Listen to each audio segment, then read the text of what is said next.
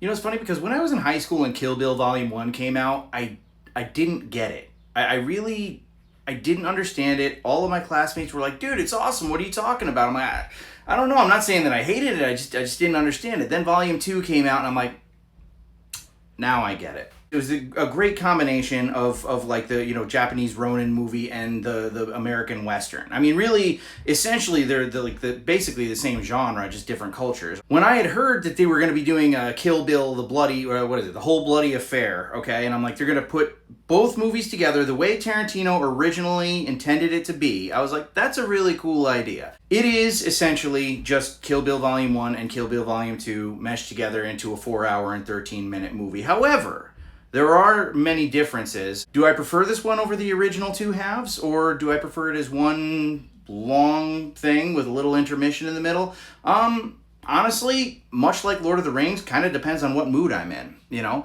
As far as like differences go, again, like in terms of order, it is Kill Bill Volume 1 and Kill Bill Volume 2 together. There are some scenes that are a little bit more extended, like I'm pretty damn sure that some of the scenes were extended when she goes to see Hattori Hanzo to like make her a sword. The banter between him and the guy who doesn't want to serve her tea, like that goes on a little bit longer. And I believe the line with her saying that she has vermin to hunt, I don't think that was in the original. If it was, the comment section is going to get blown up, all right?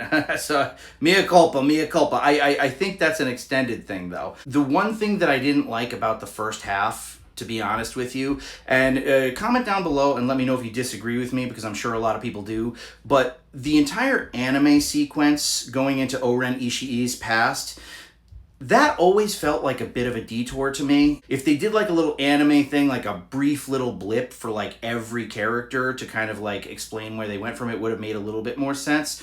But it never really bothered me. It just kind of took me out of it for a little while, and it was really easy for me to jump back in. In this version, they extend the shit out of that part of the movie. There's this whole other thing, like the guy who like has his hair and he's like all pulling it back, all sultry and shit. He's like the second in command. And for some reason, after they depict Oren killing the mob boss that killed her parents, there's this like it's gotta be like at least 7-minute sequence of her going after like the henchmen. And it's just like, this is like 20 minutes of animation in a story that's not even about this character. Like, why are we doing this? And it makes me wonder, like, if that was actually something that Tarantino had animated, or, well, not him personally, but if he had other people animate for the movie back in the 2000s, or if when he decided he was going to do this, he sort of got back in contact with them and like, hey, can you do this whole extended thing? That's the only part of this entire experience that I just really didn't dig, because I was just sitting there thinking like, this is going on for way too long. There's a reason they cut this part out. But honest to godly, I mean, that's the only real like honest to God issue that I have with the movie. There's also sort of an epilogue after the end credits. But anyways, the entire sequence with the Crazy 88, which by the way, I'm pretty sure that sequence was extended. I'm pretty sure there was a lot more fights, there was a lot more blood just in general, but they take out that black and white thing, which was a bullshit thing that the studio did to Tarantino back in the day. Or not the studio, it was the MPAA. They were like, well, all that blood and stuff, it's going to get an NC-17 rating, so you got to put it in black and white because somehow that's going to make a difference. Well, I'm here to tell you right now that Kill Bill, The Whole Bloody Affair, is in fact rated R, and it has all of the bloody glory that Quentin Tarantino wanted in the original film, and I'm happy that he was able to release that. But, and I'm going to take a little side quest here, okay, and go back to how much I hate the MPAA and how freaking utterly worthless they are, okay? Whatever the hell they say is going to be NC-17 now is going to be like PG-13 10 years from now. There's no point or purpose to their existence, frankly. It's like parents should just go out to movies and decide if they want their kids to watch it. Don't get me wrong. Beyond a certain point, it's like, okay, now are you traumatizing the kid? I wouldn't take a kid out to see Terrifier, but I don't think that the MPAA is or ever has been the authority on that, frankly. They suck. They suck. And the fact that they made him do that is bullshit. But we don't have to dwell on that because, again, he released it as originally intended.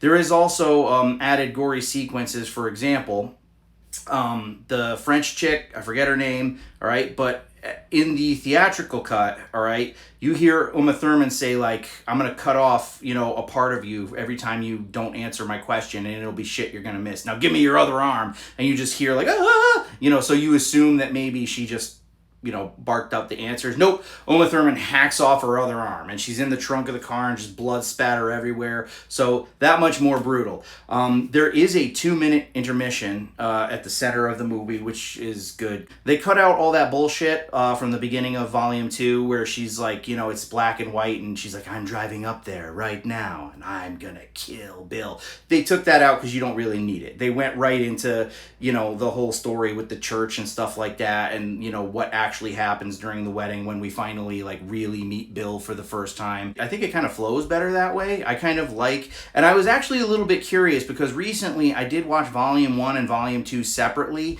and their vibes are different. One's like more like of a Ronin kind of deal, one's more of like a Western. I'm like, these movies feel different, but watching them as one consistent flowing thing, it actually weirdly works, and it doesn't feel like you're watching a different movie. I don't know. I mean, I do kind of feel like this is how it was meant to be watched. It's really cool that we get to see the film the way Tarantino wanted us to see it originally, that it's full length, not broken up, not with the weird like little thing in between, you know, kind of setting the stage for what happens in Volume 2. It's all just one story. And apart from that one like anime sequence that goes on for way too long, I mean, it is really a cool way to watch the movie. Do I prefer it to the other ones? Like I said, apples and oranges. It's kind of like Lord of the Rings, you know? Like, I would say I'm happy that this version exists. I'm happy to own it. I'm happy to watch it the way Tarantino wanted us to see it. However, I'm not always going to be in the mood to sit down and watch a friggin' 4-hour and 13-minute movie, so I'm also happy that I own Volumes 1 and 2. But has anybody else seen it? What did you think about it? What do you guys think? Because that after the credits thing, I mean, it kind of makes me wonder. I don't think that Tarantino would make his 10th movie like a sequel to Kill Bill. That would feel like kind of a cop-out to me. Although not for nothing, it could be awesome. I don't know. What do you guys think about it? Let me know. I appreciate you watching as always. And that's all she wrote.